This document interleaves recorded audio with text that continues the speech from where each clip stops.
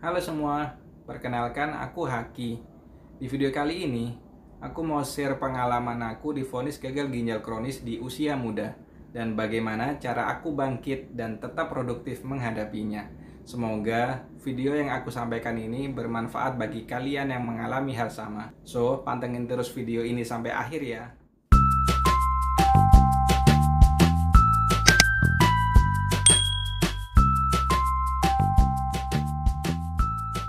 Oke, pertama aku mau cerita kenapa sih kok bisa sampai sakit ginjal.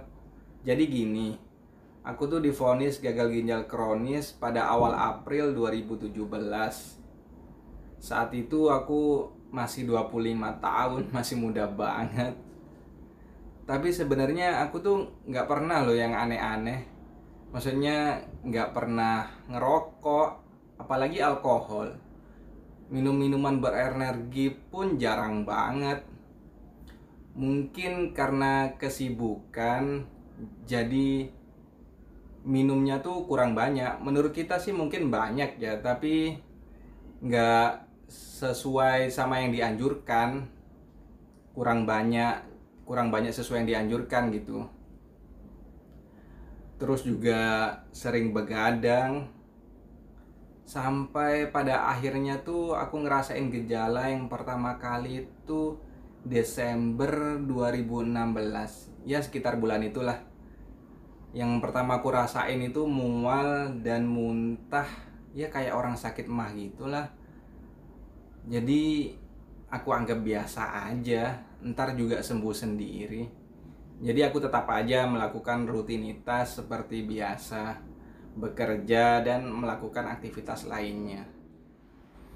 Tapi makin kesini kok rasanya makin parah ya. Mual dan muntahnya itu yang awalnya hanya terjadi di pagi hari, sekarang jadi hampir di setiap waktu. Terus kalinya muntah, lambung tuh sampai perih banget. Aku juga jadinya makin enek, nggak bisa nyium bau makanan apapun. Terus badan jadinya lemes. Ditambah lagi sesak napas sampai membuat susah tidur. Dan kencing tuh rasanya agak susah. Badanku juga pucet banget. Ya kelihatannya pucet banget. Dan sebenarnya sesak itu yang buat makin gak nahan. Sampai puncaknya itu awal April 2017. Aku udah gak tahan lagi deh sama sesak yang aku rasain. Rasanya tuh sampai mau pingsan. Akhirnya aku minta dibawa ke IGD. Sesampainya di IGD, aku langsung dikasih oksigen untuk meredakan sesak. Tapi pemberian oksigen itu sama sekali nggak berefek buat aku. Rasanya tuh makin sesak, jadinya panik banget karena sesaknya tuh semakin menjadi-jadi. Tapi rasa bahagia ini ternyata cuma sesaat, karena dokter yang merawatku datang menemuiku sambil membawa hasil lab terakhir setelah aku melakukan 2 kali cuci darah. Dan hasilnya menunjukkan bahwa tidak ada penurunan yang signifikan gitu terhadap ureum dan kreatinin. Ditambah lagi hasil USG menunjukkan bahwa kedua ginjalku itu mengecil, dalam artian telah terjadi penurunan fungsi pada kedua ginjalku. Dan dokter memvonis secara pasti aku terkena penyakit gagal ginjal kronis stadium akhir, stadium 5. Dan aku diwajibkan untuk melakukan cuci darah sebanyak 2 kali seminggu. Betapa hancurnya perasaan aku setelah mendengarkan diagnosa dokter tadi. Aku nangis sejadi-jadinya. Gimana nggak sampai nangis? Karena yang aku pikirin pertama kali adalah bagaimana masa depan aku, bagaimana aku bisa kerja, sedangkan aku harus datang ke rumah sakit 2 kali dalam seminggu. Begitu banyak pertanyaan di kepalaku. Kenapa sih ini terjadi di saat karir aku lagi bagus-bagusnya? Kenapa ini terjadi saat usia pernikahanku baru menginjak 2 tahun dan di saat aku belum memiliki keturunan? Kenapa ini terjadi di saat usiaku masih sangat muda, 25 tahun gitu, udah sakit gagal ginjal kronis. Aku benar-benar down banget saat itu. Dan akhirnya aku harus belajar menerima takdir ini. Tentunya karena dukungan dari istri, keluarga, dan semua teman-teman kantor inilah yang membuat aku tetap kuat menerima semua takdir ini. Dan akhirnya aku jalani deh tuh cuci darah sebanyak 2 kali seminggu dengan rasa sakit yang berbeda-beda di setiap proses cuci darah. Aku menjalani cuci darah ini kan selama 4 bulan, yaitu dari April sampai awal Agustus 2017.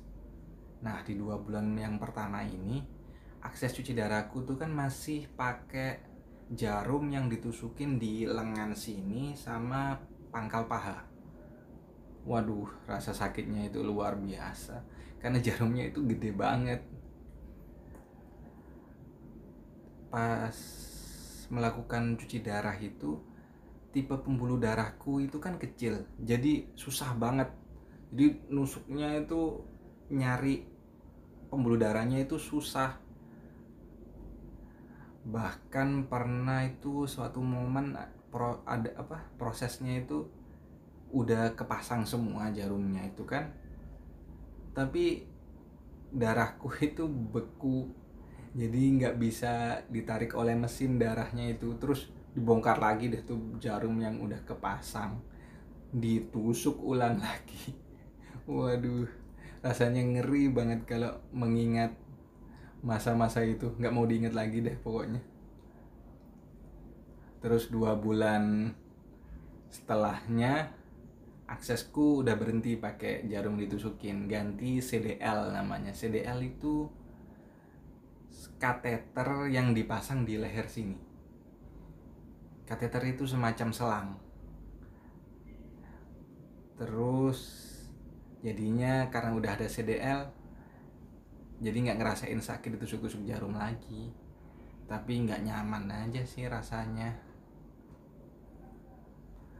Setelah 4 bulan melakukan cuci darah, tapi kok rasanya badan masih lemes ya, nggak ada perubahan sedikit pun dalam diri, tetap aja lemes.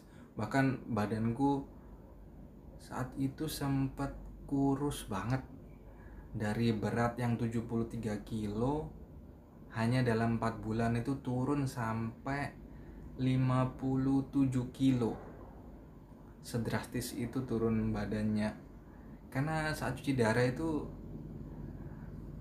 nafsu makan juga nggak ada ya, jadi nggak nikmat lah gitu, makan nggak enak banget, apalagi minum juga dibatasi.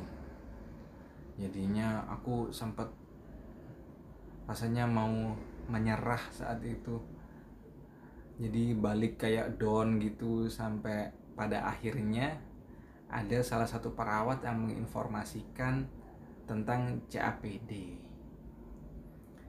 Nah, karena mengetahui ada terapi lain selain cuci darah, terus aku cari deh semua informasi mengenai CAPD ini. Sampai pada akhirnya aku memutuskan untuk memilih terapi CAPD ini. CAPD itu kepanjangan dari Continuous Ambulatory Peritoneal Dialysis, atau kebanyakan orang sih nyebutnya cuci perut. Ntar gimana cara proses melakukan CAPD aku share di video selanjutnya ya. Jadi untuk bisa melakukan proses CAPD ini, aku pertama kali harus masuk ruangan operasi dulu. Aku menjalani operasi karena untuk menanam kateter di dalam perut. Jadi harus ada kateter yang dimasukkan ke dalam perut lewat operasi tadi. Tapi semua prosesnya tidak menakutkan kok, karena saat itu aku dibius total. Jadi tahu-tahu udah selesai aja gitu operasinya. Ntar syarat-syarat dan proses sampai aku bisa melakukan operasi, ntar aku juga share di video selanjutnya ya. Banyak pertimbangan sih yang membuat aku memilih CAPD ini. Karena dengan CAPD aku nggak perlu lagi deh tuh datang ke rumah sakit setiap 2 kali seminggu. Karena terapi CAPD ini bisa aku lakuin di mana aja. Yang penting tuh tempatnya bersih dan ruangannya tertutup. Aku jadi ke rumah sakitnya itu setiap bulan tuh cuma sekali, hanya untuk kontrol, biasa kontrol bulanan dan resepin obat bulanan. Terus dengan CAPD ini aku makan dan minum pun jadi lebih bebas dibandingkan saat HD. Jadi otomatis berat badanku agak gemukan gitu, lebih segar terlihatnya. Oh ya, sebagai informasi ya, untuk orang yang sakit gagal ginjal kronis ini ada 4 terapi yang bisa dilakuin. Yang pertama itu cuci darah, seperti yang aku lakuin 4 bulan yang aku ceritain tadi. Terus yang kedua APD. APD ini hampir mirip dengan CAPD, tapi sayangnya di Indonesia belum ada, jadi nggak bisa dilakuin deh tuh. Terus yang ketiga, dan ini sebenarnya sih yang paling bagus, yaitu transplantasi ginjal atau pencakokan ginjal. Jadi dapat ginjal baru gitu dari pendonor. Dan itu sebenarnya paling bagus karena setelah dapat donor ginjal, kita yang sakit ginjal ini bisa sembuh dan bisa beraktivitas normal lagi tanpa ada rasa sakit lagi, nggak ada gangguan ginjal lagi gitu. Tapi mentalku kayaknya belum siap melakukan itu. Ditambah lagi yang aku dengar-dengar dari cerita orang-orang yang udah melakukan transplantasi ginjal ini, dan yang aku baca di grup-grup ginjal lah atau di mana gitu, biaya pra dan pasca operasinya itu butuh biaya besar. Jadi aku pikir entaran dulu aja lah, entaran dulu, tunggu agak lebih siap lah gitu, biar semuanya bisa aku siapin dulu dari mental, biaya, intinya biar lebih siap lah, biar saat operasi juga lebih tenang, gak mikirin yang lain. Terus akhirnya aku pilihlah terapi yang terakhir ini, terapi CAPD. Aku tuh ngelakuin CAPD ini udah berjalan, menjalani CAPD ini udah berjalan sekitar 3 tahun lebih. Ini udah tahun yang ketiga aku menjalani CAPD. Oh iya, CAPD ini dilakukan 4 kali ya dalam sehari. Dan jedanya itu setiap 4-6 jam sekali. Dan setiap prosesnya itu dilakukan selama sekitar 30 menit lah. 30 menit.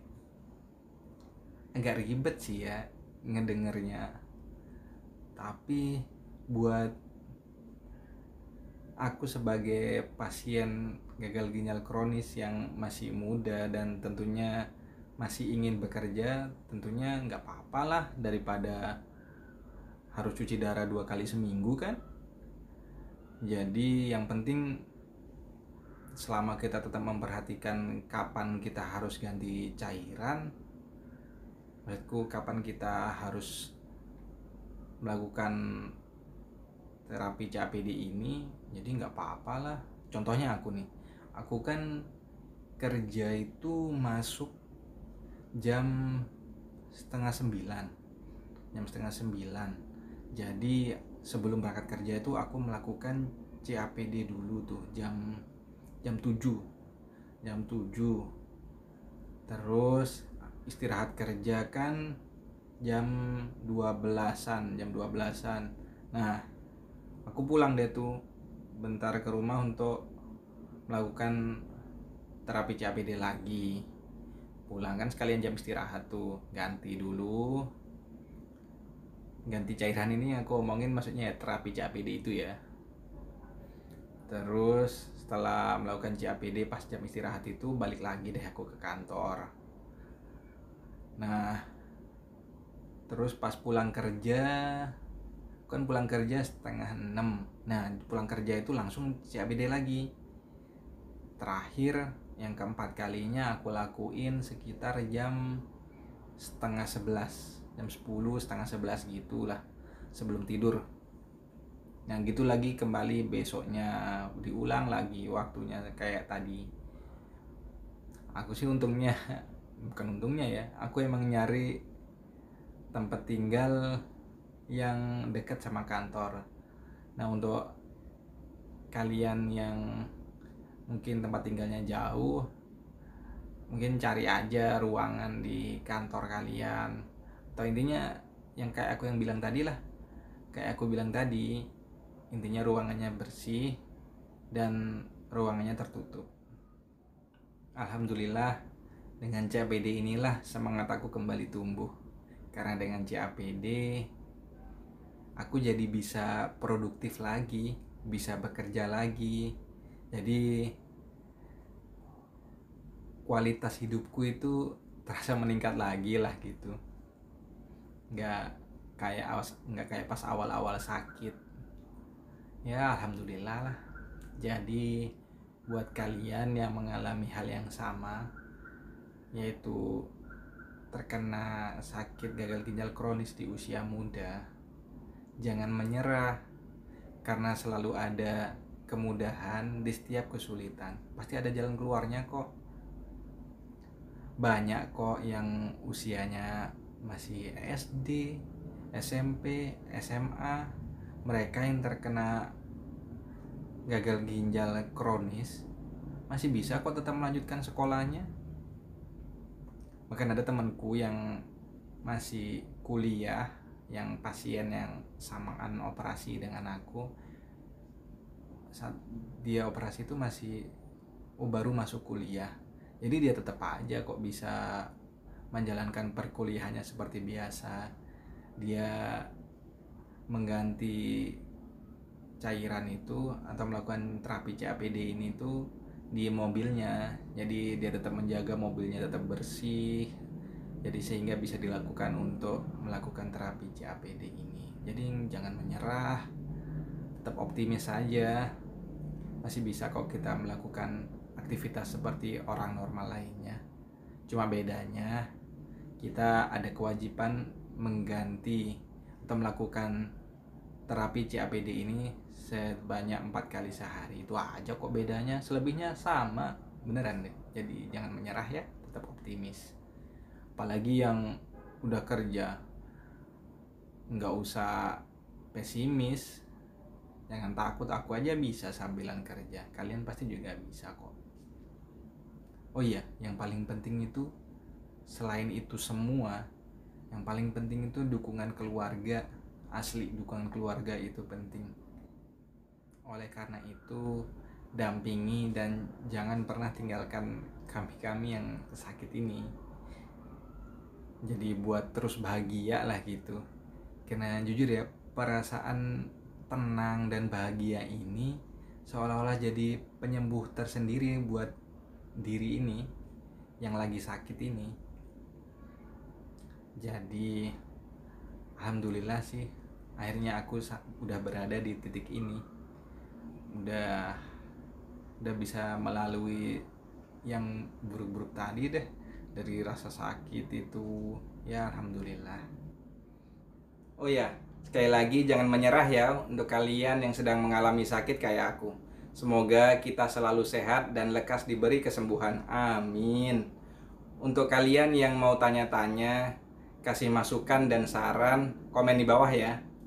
Semoga video ini bermanfaat untuk kalian semua. Bye bye, assalamualaikum.